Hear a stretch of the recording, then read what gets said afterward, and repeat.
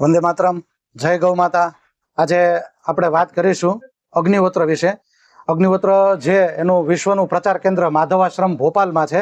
માધવજી પોદ્દાર સાહેબે આ કામ આખું ઉપાડ્યું।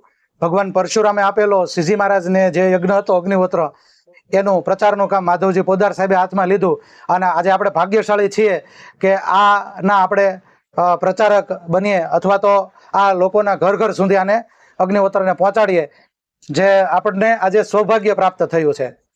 આની અંદર વપરાતી વસ્તુઓની ફટાફટ હું વાત કરી દઈશ। આ અગ્નિહોત્ર બુક એક ત્યાંથી આવે છે ભોપાલથી। અગ્નિહોત્ર ચિકિત્સા, જે આની ભસ્મ નીકળે છે એમાંથી ચિકિત્સા થાય છે। માધવજી પોદ્દાર સાહેબ યુગ પ્રવર્તક ગણવામાં આવે છે, અને એને લખેલી એક આ સુખની શોધ બુક છે।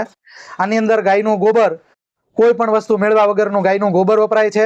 આની અંદર આખા ચોખા, ચોખાના બે ભાગ થયેલા ન હોવા જોઈએ આખા ચોખા, કોપરનું મેઝરમેન્ટ, આ લંબાઈ, ચોડાઈ અને ઊંડાઈ નું માપનું જે એક પાત્ર નક્કી કરવામાં આવ્યું છે એ પાત્ર હોય છે।